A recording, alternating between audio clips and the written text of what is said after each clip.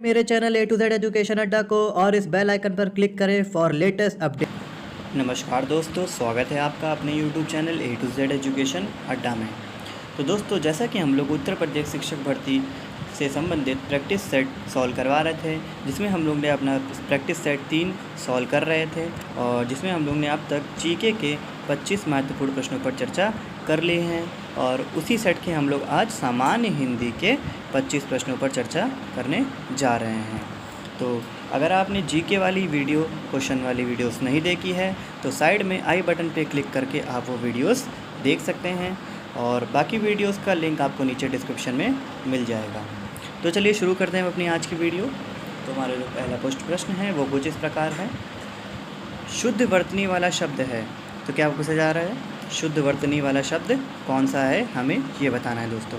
तो जो हमारा पहला ऑप्शन है वो है आपका धोबिन, दूसरा ऑप्शन है धोबिनी, तीसरा ऑप्शन है धोबनी और चौथा ऑप्शन है धोबिन। तो जो शुद्ध वर्तनी वाला आपका शब्द है वो है आपका धोबनी, यानी ऑप्शन नंबर सी आपका एकदम सही है दोस्तों।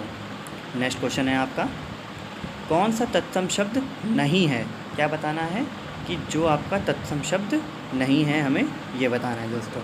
तो जो आपका पहला ऑप्शन है वो है आपका इंदु, दूसरा ऑप्शन है दिनेश, तीसरा ऑप्शन है मनोज और चौथा ऑप्शन है रात।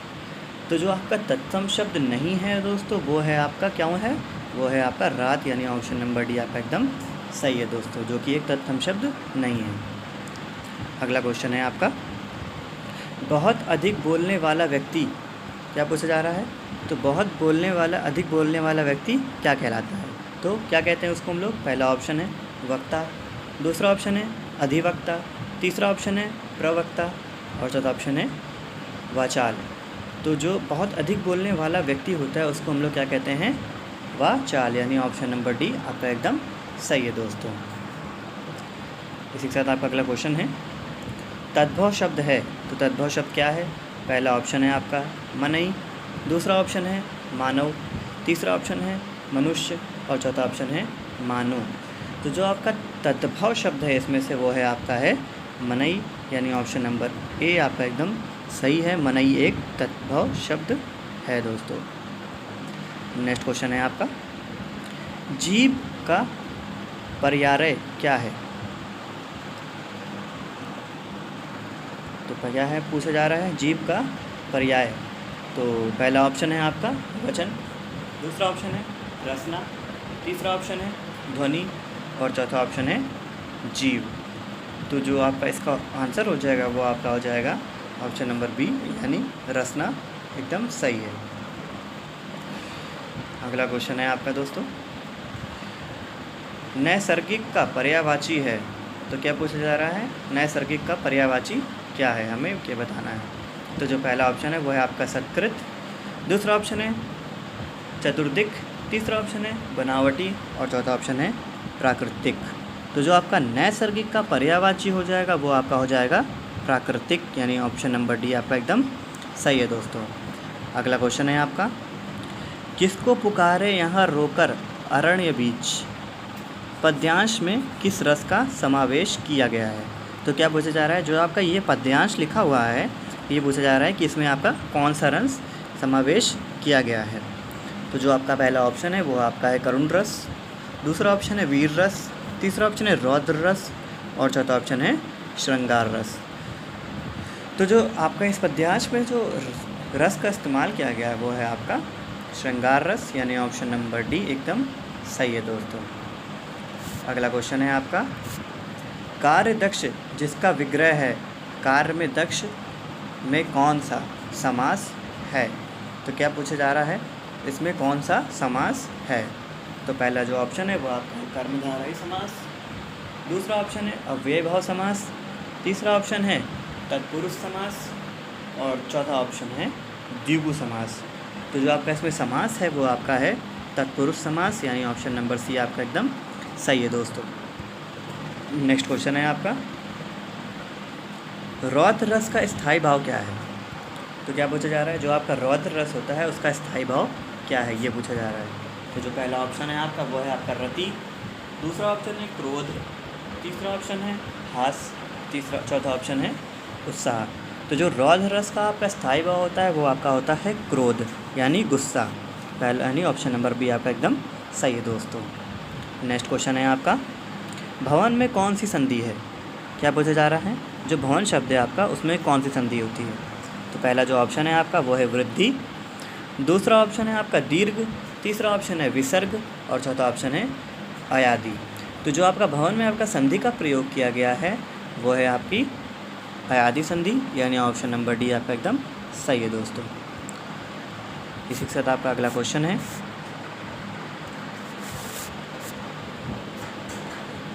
नदी में नाव चलाने वाले को कहते हैं। तो क्या पूछा जा रहा है कि नदी में जो नाव चलाते हैं उसको हम लोग क्या कहते हैं?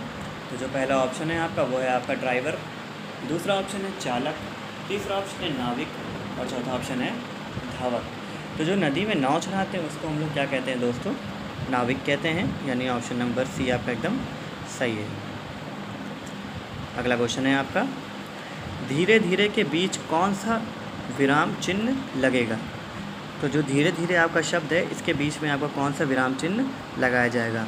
तो जो पहला ऑप्शन है आपका वो है आपका अल्प विराम, दूसरा ऑप्शन है पूर्ण विराम, तीसरा ऑप्शन है उद्धरण और चौथा ऑप्शन है योजक।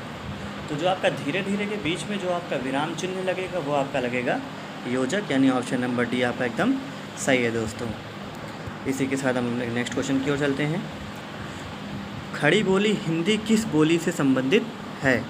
तो क्या पूछा जा रहा है, जो आपकी खड़ी बोली है वो हिंदी की किस बोली से संबंधित है? तो जो पहला ऑप्शन है आपका वो है आपका पूर्वी हिंदी, दूसरा ऑप्शन है राजस्थानी, तीसरा ऑप्शन है बिहारी और चौथा ऑप्शन है पश्चिमी हिंदी। तो जो खड़ी बोली है वो आपकी पश्चिमी हिंदी से संबंधित है यानी ऑप्शन नंबर डी आपका एकदम सही है दोस्तों।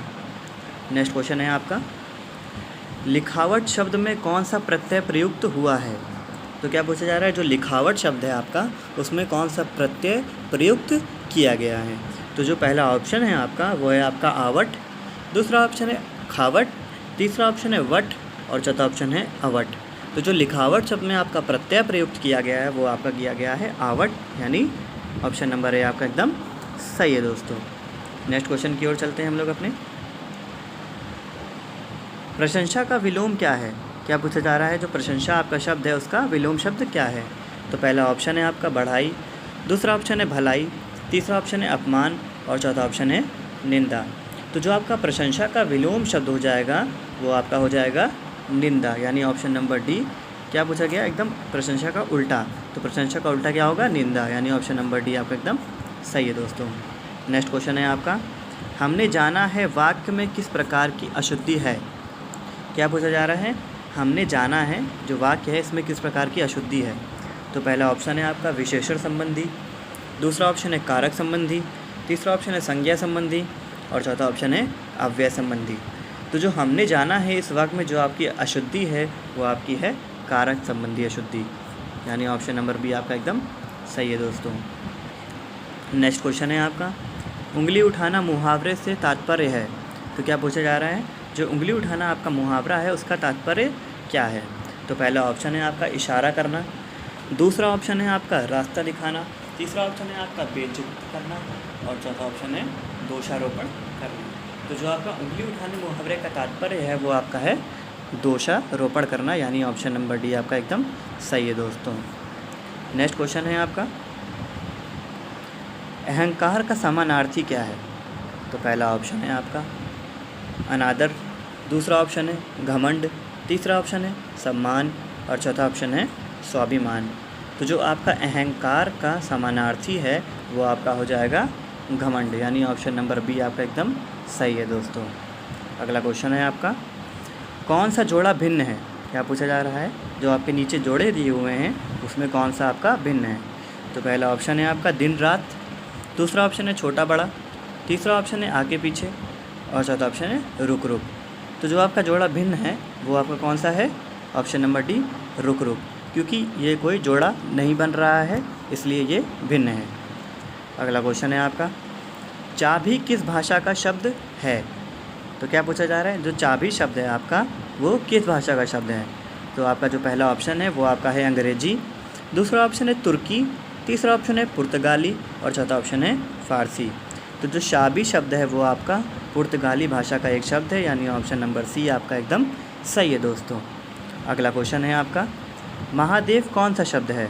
क्या पूछा जा रहा है? जो आपका महादेव शब्द है वो कौन सा शब्द है?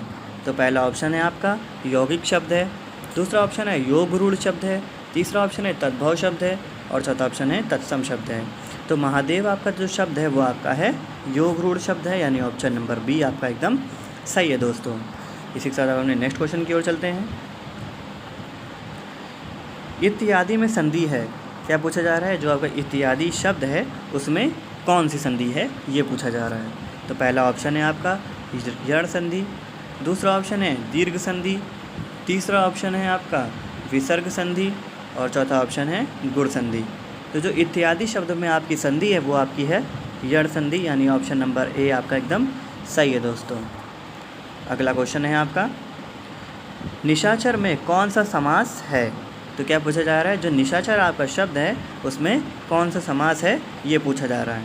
तो जो पहला ऑप्शन है आपका वो है आपका बहुब्रीहि है, दूसरा ऑप्शन है तत्पुरुष, तीसरा ऑप्शन है अव्ययी भाव और चौथा ऑप्शन है कर्मधारयी। तो जो आपका निशाचर शब्द है उसमें आपका जो समास है वो आपका है तत्पुरुष समास, यानी ऑप्शन नंबर बी आपका एकदम सही है दोस्तों।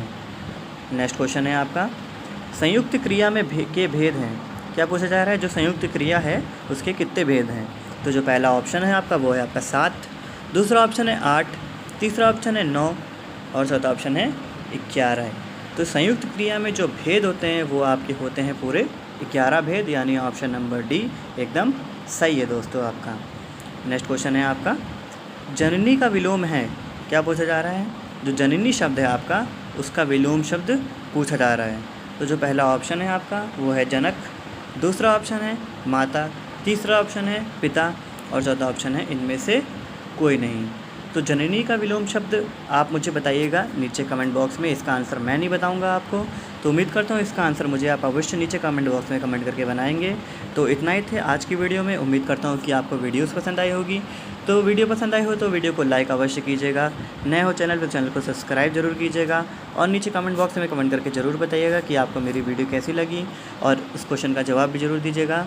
मिलते हैं नेक्स्ट वीडियो में बाकी क्वेश्चन के साथ। Thank you for watching.